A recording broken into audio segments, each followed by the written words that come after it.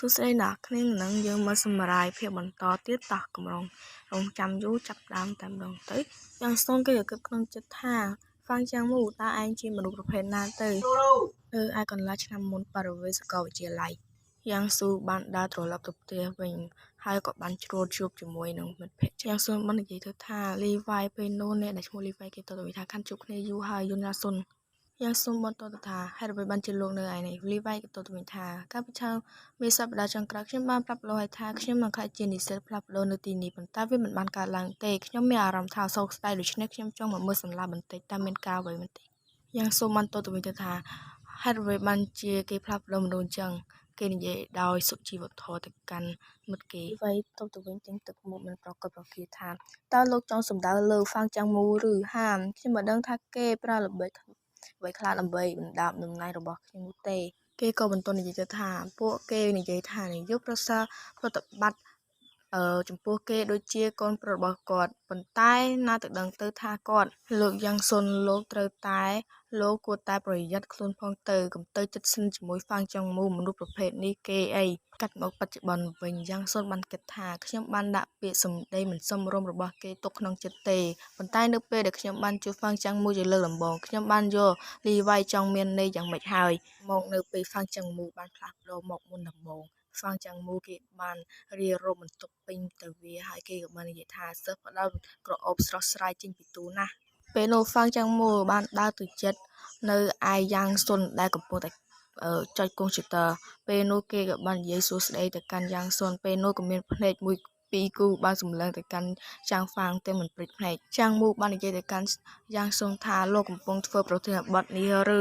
ចៃដុនមែនខ្ញុំក៏ធ្វើប្រធានបទនឹងដែរលោកធ្វើតែម្នាក់ឯងទេឬដំណាក់កាលដំបងពេលនោះយ៉ាងសុនក៏បានគិតក្នុងចិត្តថាក្លិននៅលើមនុស្សម្នាក់នេះពិតជាចម្លែកមែនពេលនោះយ៉ាងសុងធ្វើទឹកមុខបែបមានបញ្ហាហើយពេលនោះយ៉ាងសុំបានតបទៅវិញថាមាត់រំថ្នាក់ចាងលោកចូលចិត្តបាញ់ទឹកអប់ច្រើនពេលមកសាលាឬចាងមូលឺយ៉ាងសុននិយាយបែបហ្នឹងហើយគេក៏ឆ្លើយទៅមុខរៀនស្នួតថាខ្ញុំអត់បានបាច់ទឹកអប់មកពេលទេឯមិនម្នាក់ទៀតដែលនៅឈរបង្អួចគេក៏បាននិយាយបន្ថែមថាខ្ញុំចង់សួរអំពីហេតុអ្វីបានជាមានក្លិនចម្លែកក្នុងបន្ទប់ពិសោធន៍ថ្ងៃនេះវើយពេលចាំងមូលឺដូច្នេះហើយគេក៏បានសម្លឹងទៅកាន់យ៉ាងសុនទាំងទឹកមុខមិនសូវសប្បាយចិត្តប៉ុន្មានទេហើយពេលនោះគេក៏បានដើរចាក់ចេញទៅដោយស្ងៀមស្ងាត់នៅឯបន្ទប់ពិសោធន៍វិញនៅពេលចាំងមូដើរទៅកាន់បន្ទប់ពិសោធន៍ពេលនោះគេក៏បានជួបជាមួយនឹងយ៉ាងសុនដែលកំពុងតែស្រាវជ្រាវថ្នាំអ្វីមួយហើយគេក៏និយាយទៅកាន់យ៉ាងសុងថាអារម្មណ៍សួស្ដីតែចំណែកឯយ៉ាងសុនវិញបែរជាមិនខ្វល់នឹងសម្ដីរបស់ចាំងមូទៅវិញនៅពេលមិនឃើញគេតបនឹងខ្លួនបែបនេះគេក៏ទៅកន្លែងរបស់គេនៅឯកន្លែងស្រាវជ្រាវរបស់គេវិញទៅបន្ទាប់ពីចាំងមូដើរទៅកន្លែងខ្លួនបែបនេះហើយយ៉ាងសុនបានគិតថាក្លិននេះម្ដងទៀតហើយក្លិនមួយនេះវាពិតជាខ្លាំងណាស់ហើយគេនិយាយទាំងដើរចេញចាំងមូបន្ទាប់ពីឃើញយ៉ាងសុនដើរចេញបែបនេះគេក៏និយាយទាំងអស់សង្ឃឹមថាតើខ្ញុំបានធ្វើអ្វីខុសទៅកាត់មកបច្ចុប្បន្នវិញពេលនោះយ៉ាងសុនក៏បាននិយាយថាតើគេជាមនុស្សប្រភេទណាទៅពេលណាគេពុំនិយាយគេក៏បានចុចសង្កត់ទូរស័ព្ទទាំង status បែបថាចង់រក្សារូបថតរបស់ហ្វាំងចាំងមូជាងនឹងពេលនោះគេក៏បានបិទទូរស័ព្ទទៅមកចាំងមូវិញគេក៏បានគិតថាអេដូគឺជាមនុស្សចម្លែកណាស់ខ្ញុំឆាតទៅបែរជាមិនតបទៅវិញចាំងមូគិតនឹកសម័យដល់រូបភាពរបស់យ៉ាងដងហើយគេបង្ហាញថាបរិស័ទសារជាសម្លេងបរិស័ទការហៅទូរស័ព្ទបរិស័ទការជួបគ្នាដោយផ្ទាល់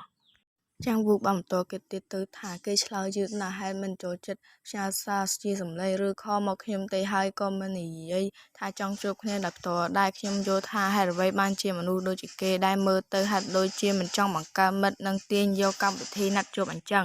កាត់មកនៅថ្ងៃចុងសប្តាហ៍របស់សាំងមូចាំងវូបានឆើតទៅកាន់យ៉ាងដងវិញទៅថាអេដូមិនបានឆ្លើយតបសាររបស់ខ្ញុំយឺតម្ល៉េះមកពីលោករវល់និយាយជាមួយអ្នកផ្សេងមែនទេយ៉ាងសុនក៏បានទៅវិញថាជាឯងមែនទេចាំងមូបានទៅថាឆ្លើយសំណួរខ្ញុំសិនមក